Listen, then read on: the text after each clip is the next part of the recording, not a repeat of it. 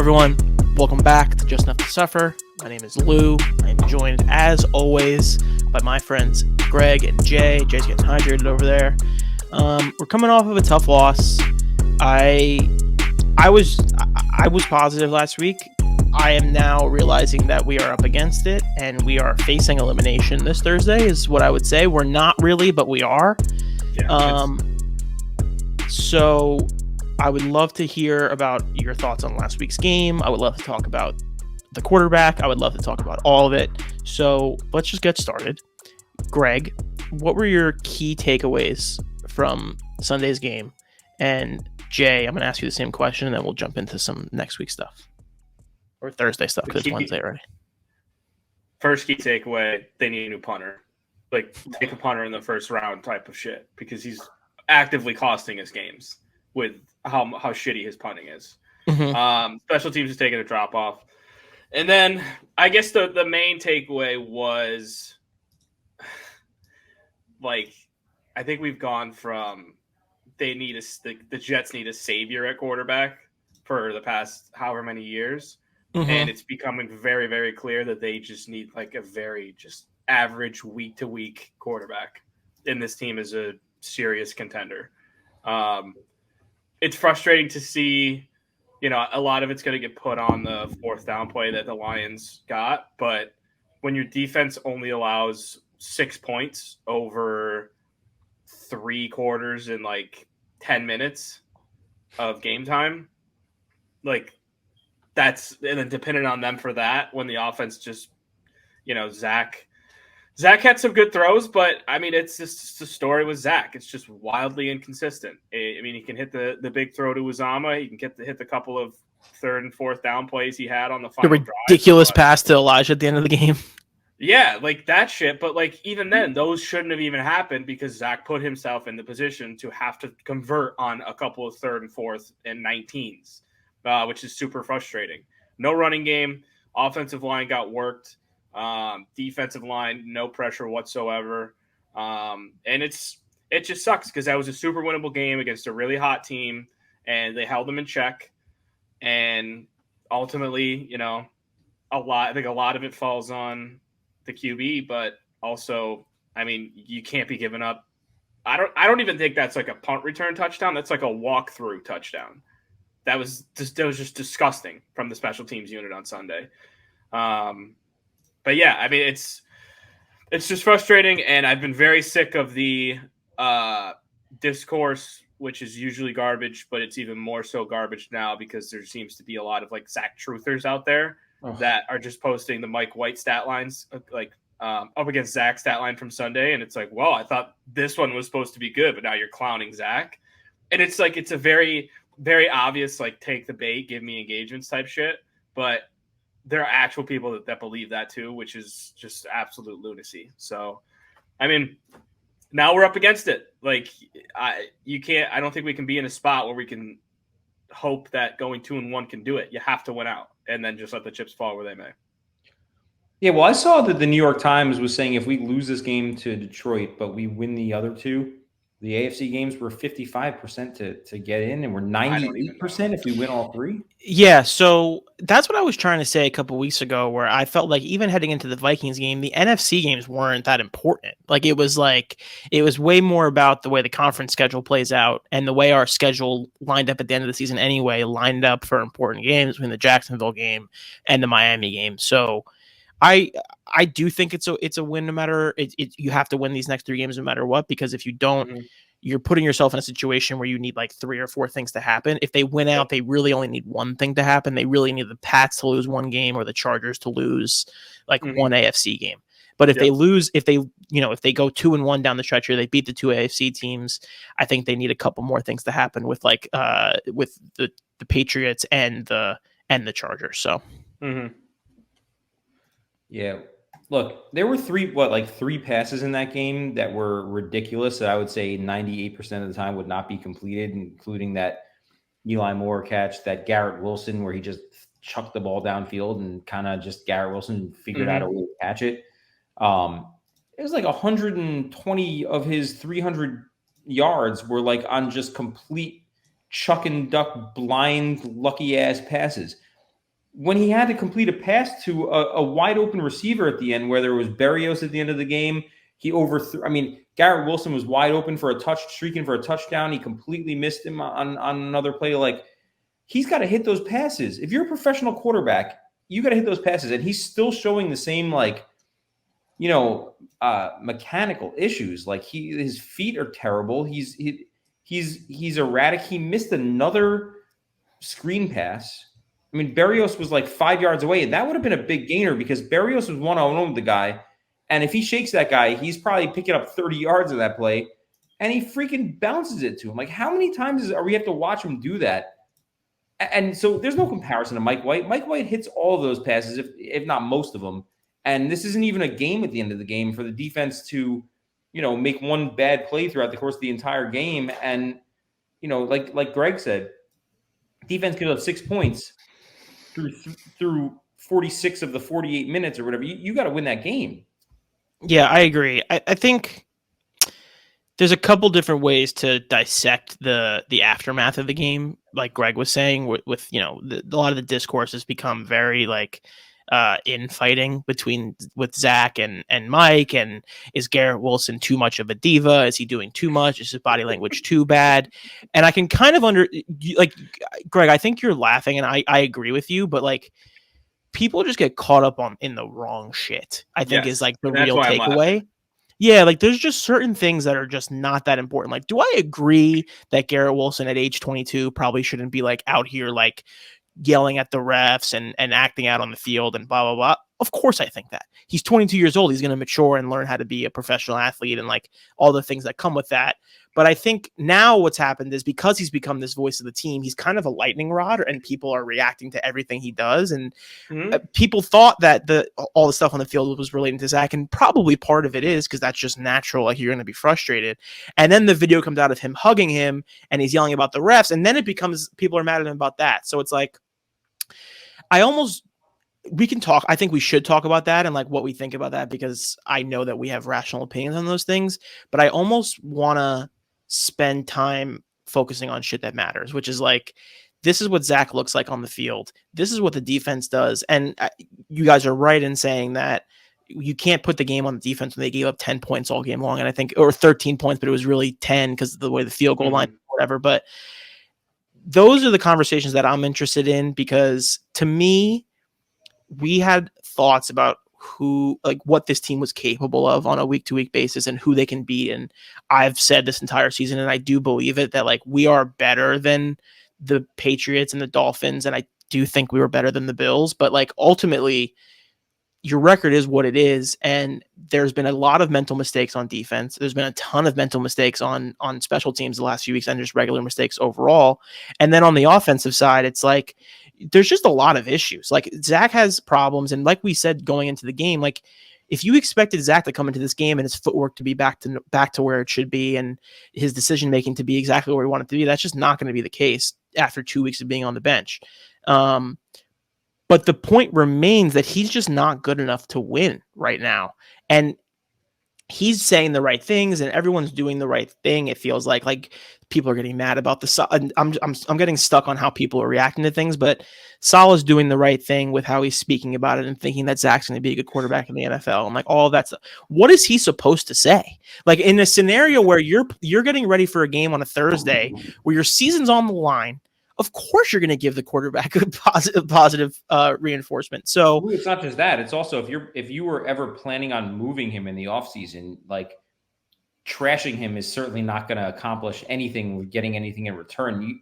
They got to stay positive for next year if they're planning on keeping him. It's embarrassing, I'm sure, a little bit to Joe Douglas, drafted him number 2 overall, if his head coach is trashing. I mean, they're all on the same page. They're all trying to, be a cohesive organization. You got to say positive things.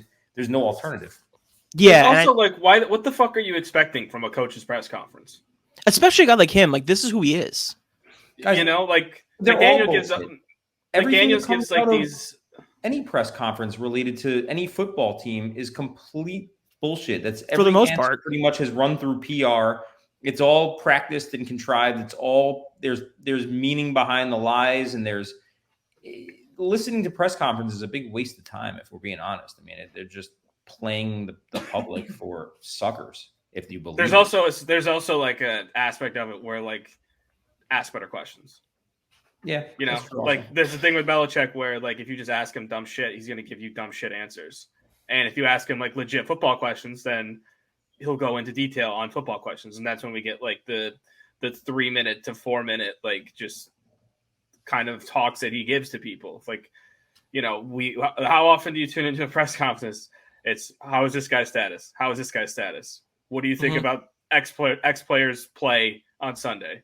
What do you think the next team brings? Like, yeah, and I think what answers are you expecting? That? And part of that is how it's gone the whole year, right? Like, I think I don't expect to get meaningful thoughts when it's the beat that we have, and this is not even a shot at them. Like, they have a job. Like, I've thought about this a lot. Like, I think a lot of what happens with the beat in this city is such garbage because it's like that's what has gotten them success over the last however many years, and we as a fan base are so like used to it that we're now like reacting super negatively to it. So I don't know, that's just something that's been on my mind a lot. But getting back to the game, I think you got a game on Thursday where, do you guys think we're better than the Jaguars? I don't know anymore. Like I don't know how to feel. Light years better. I mean, our defense is, their defense is pretty terrible, and but we thought that last week. Yeah, our offensive line is not good. I mean, so let's just be honest. Like, I think we're a better coach team, but it's like in many things in this silly game, it all comes down to one player, and that's the quarterback. And they have can I very distinct advantage. Since you just brought up coaching, Greg, and I got to step out in 5 minutes, so I just want to get this in before I leave. Yeah, I don't understand how you get to the point of being a head coach in the NFL and not understand how to operate a clock at the end of a game. Like, I love Robert Saleh, but like, you can't take a timeout home with you in that situation. Like, we got that first down at like the 50 with like 50 seconds left and didn't have enough time to get in field goal range because we let 25 seconds or 20 plus seconds tick off the clock with 2 timeouts. You got to call a timeout after that first down and regroup and call 3 plays. Yeah, I think I haven't dissected it enough because his rationale was good. I'm so disgusted with how that ended up going. But I saw what he said about like they were worried about a challenge or they were worried about because it wasn't very clear that Garrett got the first down, and if you call a timeout there, 9 times out of 10 they're going to go look at it. Yeah, they're going to review it, and sure you can stop the clock, but then you're also in a 4th and 1, 4th and whatever situation, you know, and that completely changes how you approach the drive. So like. Yeah, it sucks in hindsight's 2020, but like I think the process of why he didn't call it was okay. Yeah, and Jay, like you're right. Like you're right, 100%. Those situations where like clock mismanagement, that's been an ongoing issue with going back to Herm Edwards. Yeah, but even crazy. The play call shouldn't be a 45-yard pass to Berrios. That's the other thing. It takes another 8 seconds off the clock or whatever. Like just throw a quick out. Right? That's the other thing. Something short. And I think that when the season's over, we'll be able to step away from it for a little while and take a look. And that's kind of what I've been dancing with Greg around for the entire season is like, there's certain things that just don't make sense on the offense on a week-to-week basis. And if you try to talk about it, it becomes, and this is not me and Greg, this is just like the reaction to everything. People assume it's like the nth degree and like we need to move on and like we need to find a new offensive coordinator and like this guy sucks and that guy sucks and there's like no all room for improvement. Yeah, and it's like it's actually to go back to what we were talking about in August, like this is exactly what we were looking for. Like it was the get us in the moments where things are going wrong and how do we react and how do we learn from those things. Which is where it's weird. I'm kind of resigned to the season being over, so I'm kind of back to being happy about like where we are as a team. Like I think that there's so much growth that's going to come in the next 6 months out of the team. So I'm almost weirdly positive, but this game specifically, I feel like we're way too hurt. We got issues at quarterback. We got issues on defense. I can't believe they haven't even worked out a punter this week, but it is what it is. Yeah, and to your point, Lou, like you said, we're so caught up in the moment now that everything kind of seems like the end of the world when in reality it's not. And when you take it for a full 17 game season, we're going to see, moving like in 2 or 3 years, like this is the type of season we're going to talk about. Like this is what propelled the Jets to be a perennial playoff and then hopefully Super Bowl contender for however many years to come. It's going to be a season like this where you're losing a close game against Minnesota that you came back in, but you dug yourself in a hole. You lose a game against Buffalo where you were in it all game and you gave up, one score and it kind of fucked you at the end of the half. A game like the Lions where you're in it, can't score, and you get up a fourth down. I mean, the two Patriots games, I think those two were just, we know what the problem was there. You can kind of just throw them out.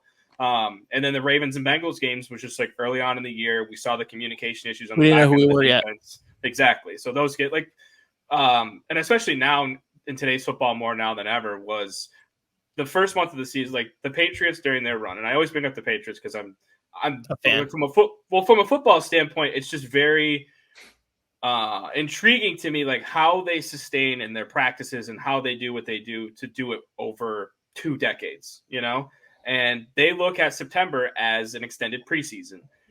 They look at, at the end of that September, it's okay, where are we as a team? What do we need to improve on? Blah, blah, blah, blah. That was the same thing with the Jets, right? But now moving forward, hopefully you want to see quicker starts next season, right? Like going into games. Dude, I almost wait. Can I pause for 1 second? So I got to go on the field before the game on Sunday, which was great, and thank you, Gary, as always, for giving me my life. But I was on the field on Sunday, and Garrett came over, and I wanted to get him to sign that card so bad, and I missed him by like I want to say 10 seconds. I was devastated. Luke, can we talk for literally 1 second before I bounce out of here and come back? Yes. I didn't realize these are Jets game exclusive cards. Like, these are not cards you can find in a set. You had to be at the game to get them. I wonder if Panini's going to do that a lot going forward, because that's really cool. Like if you're at the game and you get game exclusive cards. Yeah, this was a funny crossover that only like probably 1,000 people knew about going into the game. Like from a Jets, like for us, it was huge because it was like Jets and cards at the same time. I have like 3 or 4 packs that I grabbed when I was walking in. Yeah, I took a bunch home. Yeah, because I want to get the Sauce one graded. I want to get the Garrett one graded. So.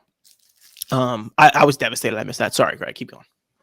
No, I mean, I think the Garrett, staying with Garrett, the outbursts, I don't even know if you want to call them outbursts, but that's, and I get it. Like it looks bad. A guy showing up his quarterback and you can look at it that way. But to me, it's way different than like a typical quote unquote diva wide receiver. He's not complaining that he's not getting the ball. He's complaining that he's wide. Well, he was before. Open. Well, he's complaining that he's wide open, and the one job of the quarterback, the guy who's supposed to lead the team, is to get the ball in the hands of open players, and it's just not happening. And you see it when he's open, he beats his man, he does his job, and the ball is 15 feet over his head.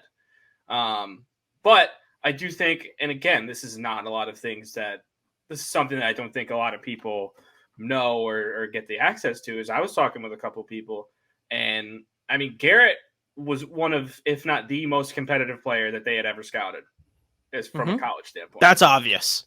And his competitive spirit is unlike anything I've seen on the Jets in a while. Right. And that plays over into him being pissed off. And not once did you hear him, in the couple of weeks where things were getting kind of weird, not once did you hear him talk about like his own personal stats or accolades. He's like, the offense is dog shit. We can't do this anymore. I want to win. We need to figure it the fuck out. And that's the way you should look at it. I mean, if he's doing this and it's because he's not getting targets in 2 to 3 years, okay, then we can have a different conversation. But the way that it is now, the guy just wants to win. Hyper competitive player that wears it on his sleeve. I get, and I sometimes get caught in this of these people are human, like there's emotions. We talk about it all the time. You have to be an insane person to play this game. And in the heat of the battle, heat of the moment, emotions are at a level where I don't think a normal human can comprehend, and shit just happens. And I also, to stop you there for 1 second, I also think, and sorry to interrupt you, I think that what you're saying, we're like in the heat of the moment, and it's been talked about, whatever, but like in the heat of the moment, people freak out, and it's fine. Like they are okay. Like it's the same way that Quinnen was screaming at the defensive line coach to stop blitzing. After the game, the defensive line coach was like, yeah, he's right. Like it's okay. Like those things happen. I think the media, like I hate focusing on the media, but like I know. but the problem is that it drives so much narrative for fans on a day-to-day basis. And like with the NFL, it's low-hanging fruit. It's low-hanging fruit. And the way the NFL functions, it's like you have one game and then you have 7 days to talk. 7 days where you talk about it, and they're just trying to fill time. They're trying to fill podcast time. They're trying to fill column inches, website clicks, et cetera, et cetera, et cetera. And those things breed like really negative conversation and very contentious conversation. So like, I think it's important for people when they're consuming Jets content, NFL content, you have to think about it in terms of like the people who are writing about this. They know because they're there day to day, and like it's their job, so they're aware how all this stuff works. You also have to remember that we are not in the meetings, we are not in the conversations, we are not in the one. We got lucky that we saw the video of Garrett and Zach hugging after the game. Like you don't see that stuff, and they're not going to highlight it unless we find it first. You sure you don't want to do a 15-minute breakdown of the Zach Garrett hug? I would love to do it because I actually do have unlimited thoughts, but I'm going to pass. I think it's so stupid.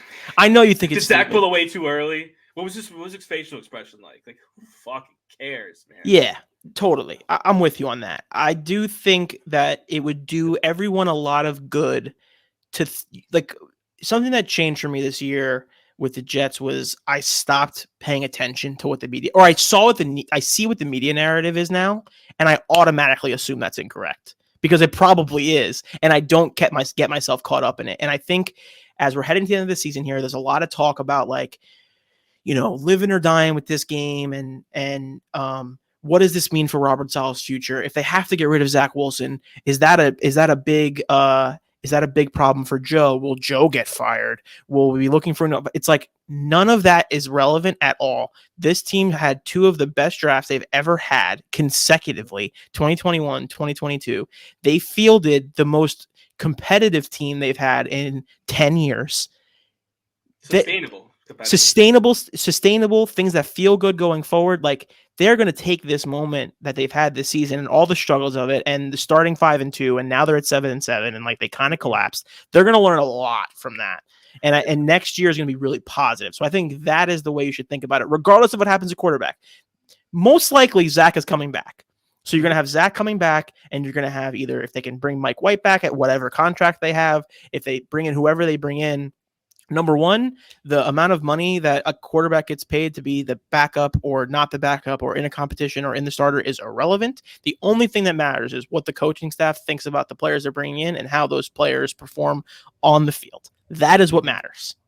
Yeah, the dollar amounts. Yeah, like it's the same thing with like trading draft picks, right? Like the cost matters in the moment, and then when the player plays well, like it doesn't matter. Gun to my head, I couldn't tell you what they gave up for Elijah Vera Tucker. Gun to my head, I couldn't tell you what they did. They traded up to get Breece Hall. Like, and even and on like a lesser scale, like everybody jokes about like quarterback contracts and all that stuff. Like, what's DJ Reed's contract? People, like we're dying to. I just want good players. I don't care. I don't care. Like you overspend on a guy, sick, and he plays at a Pro Bowl, All Pro level. Don't care. Or the other end of it, and you're a big Lawson guy, so we haven't really gone there. Yeah, this really like they're probably going to have to at a minimum restructure his contract. If he's coming back, it can't be $15 million. No.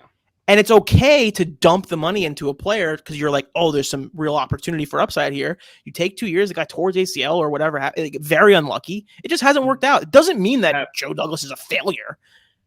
You talking about Mosley? I'm talking. We're talking about like in general with contracts and like. If it actually matters how much someone gets paid and like if that has any impact on how the team performs, or what the team does. That's the funniest thing too, is that we spent so much time, like 2 or 3 months talking about, oh, what would I give this guy in free agency? How much a year would he get for, what would you go? What's your limit for this guy? Bring him in. Who gives a shit? Like, just listen, I mean, this might be a hot take. Just sign good players. I don't care. Don't care. We've been sitting on billions of dollars of cap and a top 5 draft pick for, forever. Just sign good players. I don't care who they are. Sign them. If they got to pay Mike White $11 million or $7 million or $14 million, I don't care. And I'm not saying I need Mike White back. I don't care. Yeah, right. If it's the difference between 11 and 14, who gives a shit? Sure. awesome. Fine, but my question... You'll file for structuring with another guy in 6 months anyways. Yep. Go ahead, Jay. I am curious. Because this is going to be good because Jay is one of these people who thinks like this. Right. So not in a bad way. There's two guys. Are you bringing Mike White back next year, or are you getting a veteran? And B, Mike White is a veteran. Okay, but like I'm talking about a guy like Carr, or making a run at a guy like Lamar, or making a Sure. I'm giving Lamar whatever he wants. Available. Jimmy G, would you go? Yeah, like let's break it down. Let's break it down for 5 minutes. If Lamar Jackson is a possibility, I would give up anything, no matter what the cost is. I don't care. If you told me it was 4 first-round picks, fine. I'm not even joking. A foot? My left arm, I don't care. If you're talking about, and then I would say Derek Carr, Mike White, Jimmy Garoppolo. Me too, but what I'm about to say is they're all in the same group. Tannehill. Right. Tannehill, they're all in the same group. If anything, Mike has an advantage because he's been with us for so long. And I think one of the most important things about our offense is knowing the offense. So the advantage of having Mike in the building for all this time, and the reason why Mike is so successful is because he's been running the offense for so long. That's why the offense looks so much better when he's playing. It's because he knows how to run it. So if you got to bring in Derek Carr and you have to teach him the whole offense all over again, sure, Derek Carr's been in the league for a long time, knows how to run an offense, knows how to be a professional quarterback, all those things. There's a big learning curve that comes into that. So if you're talking about bringing Derek Carr for $12 million or bringing in Mike White for $10 million, I'm going to choose Mike. And even if it's Derek Carr for 10 and Mike White for 12, which is not how it's going to go, I would still choose Mike because it's the advantage of having the historical time in our system. I think Carr would be like 30. No chance. He's going to get paid. If they release him, you think he's getting $30 million? I think he's going to get upwards of over $25 million a year for sure. Maybe. If that is how they choose to go, like my brain is like whatever they choose to do is right. So like I don't care. Okay, well, let's break it down. All right, so they need an off-ball linebacker, right? Right, because I was just going to bring that up. Mosley's done here, right? This is his last year. No, I don't think so. No, you don't think so? No, guys, Mosley's not that good anymore. Yeah, he is. He's fine. He's not a superstar, but he's fine. Way overpaid. You can save $17 million by $15 million by cutting. Restructure. If you restructure, then you're paying down the line, instead of No, they just turn it into a signing bonus and then it's gone. Like cap numbers or whatever, and that's part of the conversation. Like it doesn't matter. They'll figure out the cap. I don't really give a shit what the cap looks like in 2026. People get paid to do that. They can figure it out in 2025 what to do in 2026. So like it's more, Jay, for me, like CJ is like the heartbeat of the defense. Like he calls the plays. He is in the middle of the field every time, and he makes mistakes. Of course he does. He made 2 critical mistakes in the last 2 weeks. Critical mistakes in the last 2 weeks. I would still like to have him in the mix as long as possible. Sure, he's a liability in coverage, but like I don't think he's very good anymore. I hate to say it. I love CJ Mosley. Like based on what? Yeah, he's lost a step. I know he still makes a lot of tackles, but that's not necessarily indicative of anything. I mean, there's a lot of reasons you can get tackles that are not positive. But I mean, I've seen him. Go ahead. I'm sorry, Greg. Go ahead. No. It just, I think he's lost a step in coverage, which we need help. He can't play every down. Is that what you're saying? Fine. Yeah, like you put him with Quincy Williams. Quincy's a good see ball, get ball type of linebacker, but that guy can't cover, can't make an open field tackle. Like that's the kind of shit that you need in Robert Saleh type defense. Yeah, and Jay, like the thing I just want to put it out there: we're not finding a Fred Warner or a Dre Greenlaw in the draft. That's what I'm about to say. Ask. It's like just don't even ask. Sure, would have been nice if we drafted Micah Parsons instead of that bum Zach Wilson. Those dudes are just different. It doesn't matter. It's a sunk cost. It's over. It doesn't matter is the point. And where you left, it's like the point is that they have a very distinct plan. They know what they're doing. They know it better than me. They know it better than the Bleacher Report ranking of linebacker availability. Like they know, like legitimately, because this is what happens. I get caught up in the same exact shit. Like we're gonna be looking for a wide receiver in the offseason, and I'm gonna be like, all right, spotrack.com, like who are the top available guys? Like that's really how it works, and that's how like 98% of people consume it. Is that how you say it, by the way? Spot rack? I thought it was like Sport Track or something. I say Spot Track. Maybe that's what it is. Spot Rack, Sport Track. I've heard it pronounced every single which way. SPOTRAC, Spot Rack. Spot track? I don't know. Sorry to throw everything off. I've just been curious for the longest time because I've been on that site and I've never had any clue how to say it. A spoke track, spot rack. But the point is, like, everyone consumes content that way, and they consume the NFL that way. And you think to yourself, like, all right, we're going to get rid of CJ Mosley. And I'm literally going to go on the website right now, and I'm going to look at, like, available linebackers. I do think too, Lou, I think it's a byproduct of the era that we're in with all of the resources that we have and all of the advanced statistics and all of the, you name it. It's the first thing that, I hate saying a casual fan because I think that's just, people are fans. I don't think there's like no demotion between a diehard and a casual. But people will go and they'll go, first they'll look at advanced stats, what he did. They'll look at, what they're projected to get on the open market, when in reality, does this guy fit in our system? That's the most important thing. Does he fit? Not is he going to make plays? Because we've seen it from time and time again of guys who play for one team, get drafted by one team, play for one team, don't fit the system. They may get a little bit less, and they'll go into a system that they actually fit in and that best utilizes their skill set, and they explode. So to me, and it's a way you kind of have to shift the way that you think of what are his stats, what is he going to get paid, and look at, okay, less of that and more, does he fit with the direction that we want to go, and is he more of a plug and play guy? And then the money stuff, just worry about that later. But I will say, the money stuff, we're not in a position now where you miss out on a top tier level player because you don't want to raise the price another $2 or $3 million. Yeah, that's not a reason to not sign somebody. A good reason to not sign somebody is like they're asking for too many years, or we're in a negotiation against ourselves. Like, there's all of those things that happen, which we will never know about, and like all of those things. And then that's the funny thing with media too. Sorry to cut you off. Is that no one knows the answers. We only get 10% of like if that actually know of what the media is actually like seeing and being told and all that stuff. So that's another thing too. Like, this is it's a very surface level. I don't even know the word. It's surface level like distribution of. Greg, you've never been more on point with anything you've ever said. I spent time in that media room. There's things that Jaylen Brown that you are not allowed to report on. You're not allowed to say. You're not allowed to.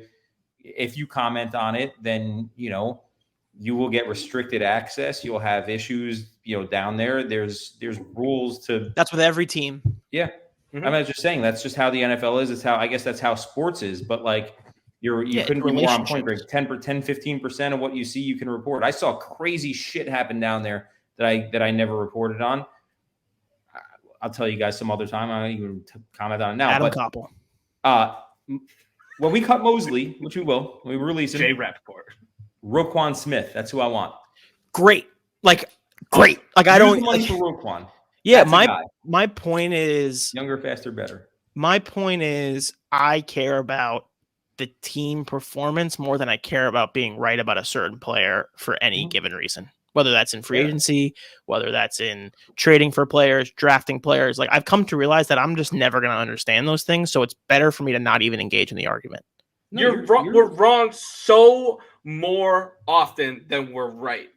Zach Wilson. I loved Zach coming out. Big fucking flop. Guess what? We would have had a fucking riot if they drafted Josh Allen in 2018. If they drafted Josh Allen above Sam Darnold, we would have rioted. How'd that work out? Lou and I were fully Team Baker that year. I was fully into team. I was fully into Baker. On Baker. I legitimately I'm still kind of on Baker. Rosen shirt that I wore to the draft because I wanted Josh Rosen in the house. Yeah, my that's a funny thing. If you guys are open to being honest about it, my ranking was Baker, Rosen, Lamar. No, Baker, Rosen, Sam, Lamar, and then like a comfortable margin, and then Josh. Yeah, because Josh Allen was like literally the first time in my life I've ever seen Jets Twitter unified on one topic. Every single person was like, nah, no Josh Allen, no Josh Allen. No. The only person I ever heard that wanted I was driven by the media, by the way. Just want to put that out there. The only person I ever heard that wanted Josh Allen, that I ever spoke with that wanted Josh Allen, I got to give credit because my dad. He liked Josh Allen. Fireman Ed loved Josh Allen. Still does. He wanted him. Yeah, my dad's a Bills fan on the low, but that's a whole. But other also, that's a whole other thing too. Like, if Josh Allen goes to the Browns, situation. we're not talking about Josh Allen. You're probably right. You know, like that's because he wasn't very good his first too. 2 years until he got. Lou called it on Card Talk. I actually called it out in the season review. Brian Dable, once he left, he's not. I don't think he looks the same. That's me, but no. I mean, he also has Stephon Diggs to throw to every week, and Cole Beasley, and one of the best offensive lines in the league. Like, Josh Allen would not be Josh Allen if he got drafted into Adam Gase and choose any wide receiver. Well, and that's the thing, right? Like, we could have had this guy, could have had that guy, but you look at it in the way that they are in their careers now, it's totally a thing of circumstance where they ended up. Then that's what it goes back to: fit, right? Like, it all depends on fit. It depends on, a lot of it depends on the guy, and that's a whole other thing. But it depends on fit, the situation the team puts him in, and things like that. Like, the Bills did a great job. Developed Josh Allen, got him a top-tier wide receiver 1, and said, we're going to go. This is what we're going to do. We're going to score a lot of points. They play to his strengths. That's another thing that a lot of teams don't do. Play to your strength. You want to stack the box on us on 3rd and 4th and 2 or 3? Okay, cool. We're going to have our 6'4", 250-pound quarterback run a naked bootleg. Like, have fun stopping it. Or the ways we had success on Sunday was when, and I was laughing because it was like I was watching a high school team play offense, but like when they're in the shotgun and they roll Zach out, like those are the most successful times. Like, I don't care anymore. I just want to win. And I'd like to go back to kind of wrap this up, because we kind of got on a little bit of a big time tangent here. It's like, I don't even care anymore about like the minutia of like, this player should play, that guy should play, we should get this guy in free agency, we should get that guy in free agency. The most important part, and I think if everyone rallied around like just focusing on the team and like rooting for the team's success, I think everybody would be a lot happier, because we spend so much time arguing about such stupid shit. Like the Mike versus Zach thing is like, we engage in it. Like, it's so dumb. Like, they know better than us. So just go with what they think. Right. It was like when, like I said in our chat, like before the Mike White Chicago game, I was like, I don't want to talk about Zach until like the game, until the Chicago game. No, but that's like, I'm just like, I'm so sick of it. Like, there's so many other good things to talk about. Like, I get it. It's the quarterback. It's the most important position, but it's just like, it's just bashing your head up against the wall every single time. Like, I think the thing that frustrates me the most is like, what new development, like groundbreaking development, has happened that we need to keep bringing this up and like go a huge deep dive in it. And you know what the thing that gets brought up is? It's the media asks a question and Saleh reacts to the question, and the way the question is framed is to create controversy. Yeah. Right, because at the end of the day, their job is not to report news. Their job is to generate engagement and interaction. And what Jet fans engage and interact in is drama. Literally. So you can write all the positive stories you want. You can put out all the information you want. You can write an article about, Braxton Berrios feeding the hungry, and nobody's going to read it. But you write, an article about, you'd write an article about like, something that's going to create Garrett Wilson yelling on the field. Yeah. Argument or whatever, Garrett Wilson giving him a hug and what that means. It's just like, it's just ridiculous. Like, that's what Jet fans crave on social media. It's a shame. Yeah. And I think, and again, we're going to stop this and we're going to get back to the Jags game. But I think where we get caught up sometimes, Greg, you and I specifically, we love to joke around about it and engage in it. The problem is that people take it so seriously. Yeah. People take this stuff so seriously, man. It is wild. And I'm not talking down on it. It's mostly like, I don't know how people deal with it. Like, to constantly live a life like that 24/7 for crazy. Like, from like what, July until February. Well, guys, that's how it is with every topic, though. Like, everything's so polarized now. It could be politics, could be face masks, could be anything. It's just people just love to argue with strangers on social media about every topic.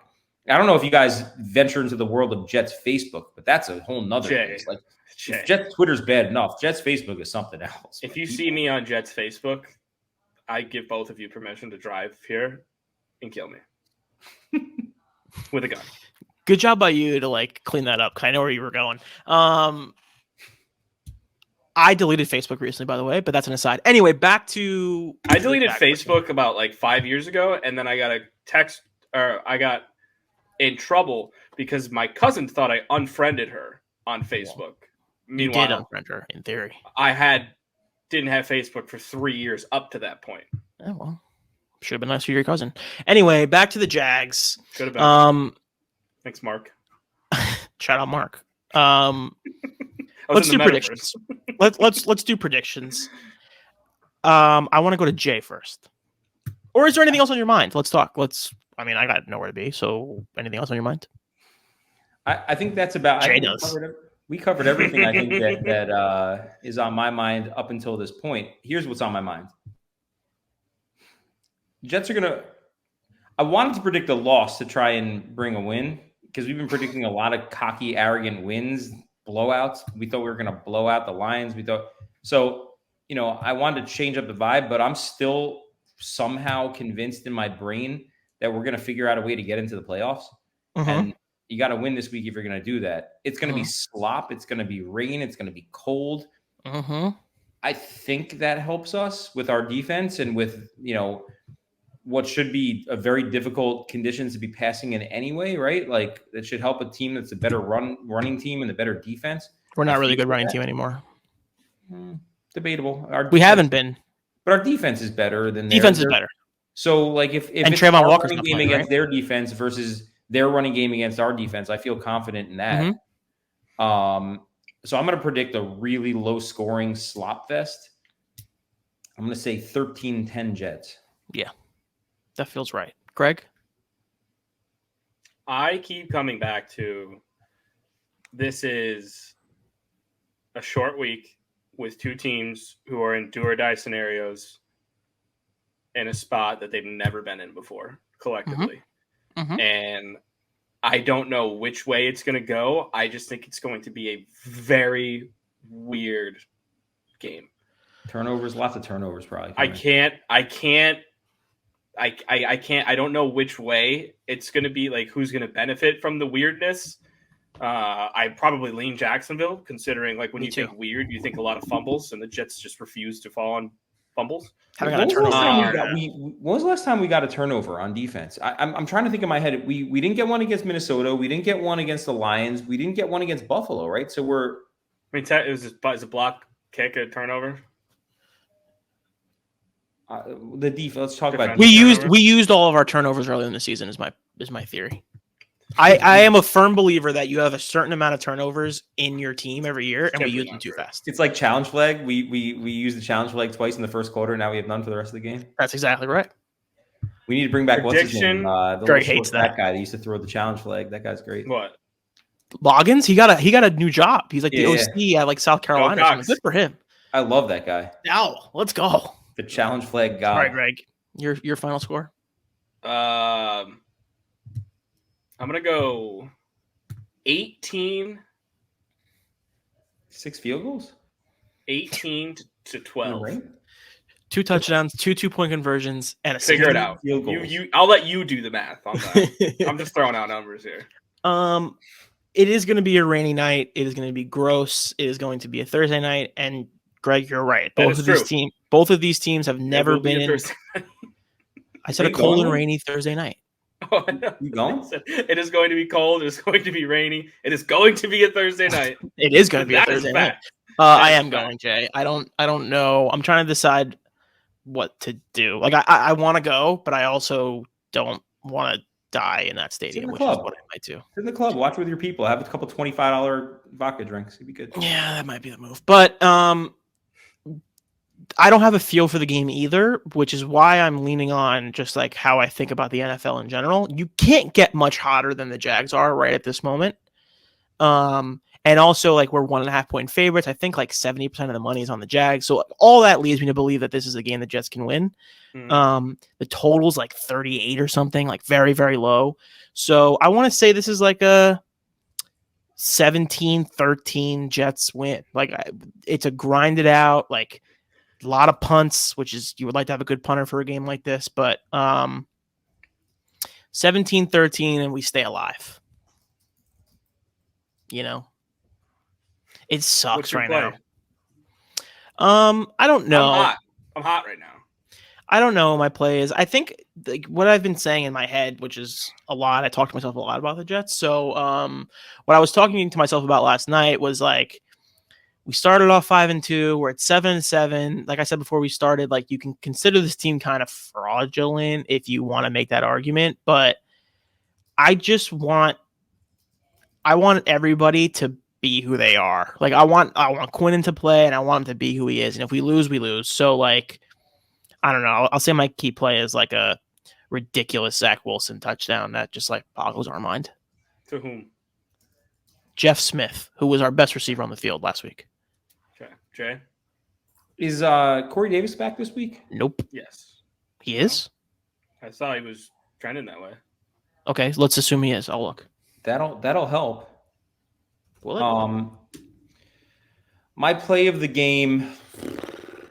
We're so due for a turnover. I know we used them up. Trending in the right direction.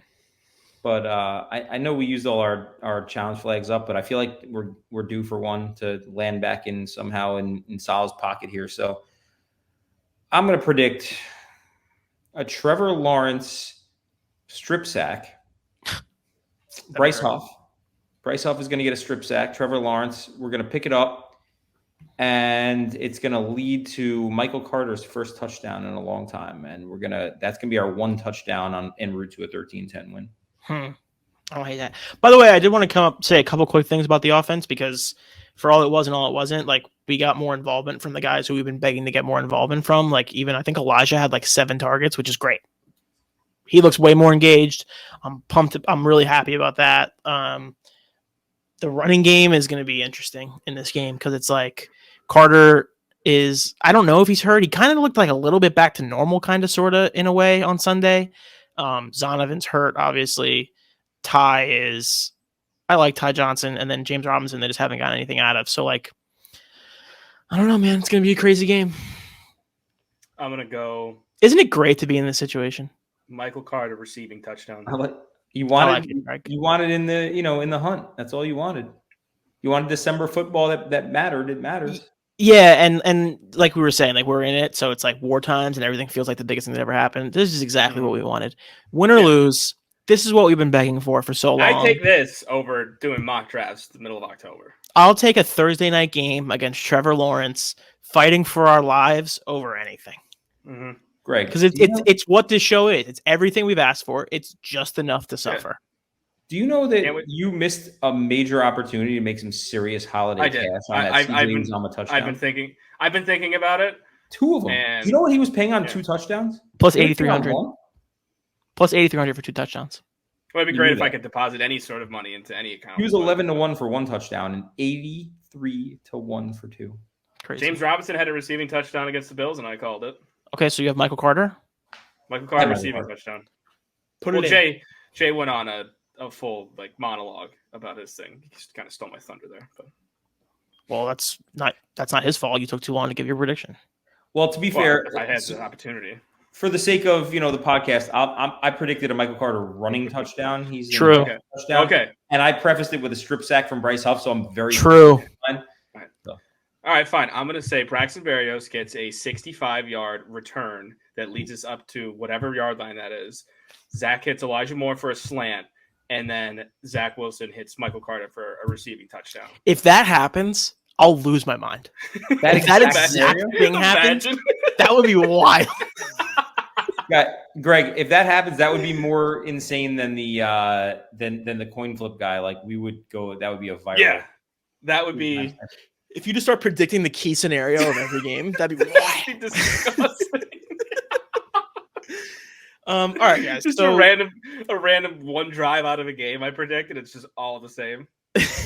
Wait, I just realized I'm looking at the box score because Lou was talking stats. We didn't get 1 sack on Sunday, huh? Nope, we sure didn't. Quinnen's very Quinnen important. Williams makes that much Pay of a that difference, man. huh?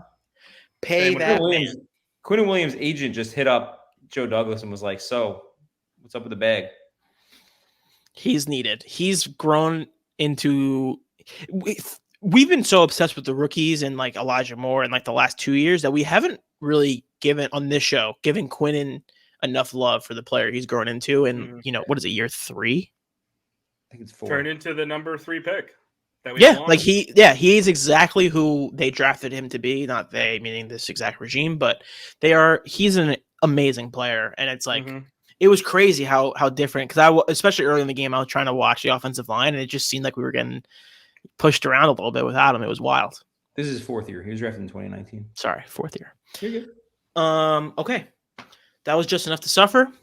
Maybe we'll be back Friday or Saturday. Friday. Let's do a Friday show. That's gonna be tough for me. You guys might have to do this without me because I'll be en route to Boston. Right. Saturday. All right. So we'll try to do one before Christmas, just so we have something else out there reacting to potentially the end of the Jets season. Ooh, what do you guys think about a little post-game late night pod tomorrow night? I'm not gonna get home until like midnight, if that. We got like Greg's out. We can talk after, but I'm not a big post. If we win, Greg will be in. All right. That'll be it for this episode. Just enough to suffer. Thank you so much, everyone, for listening. If you made it this far, like, subscribe, all that good stuff. Appreciate you. For Greg, for Jay, for myself, thank you, and we'll see you next time. Peace out. It's happening.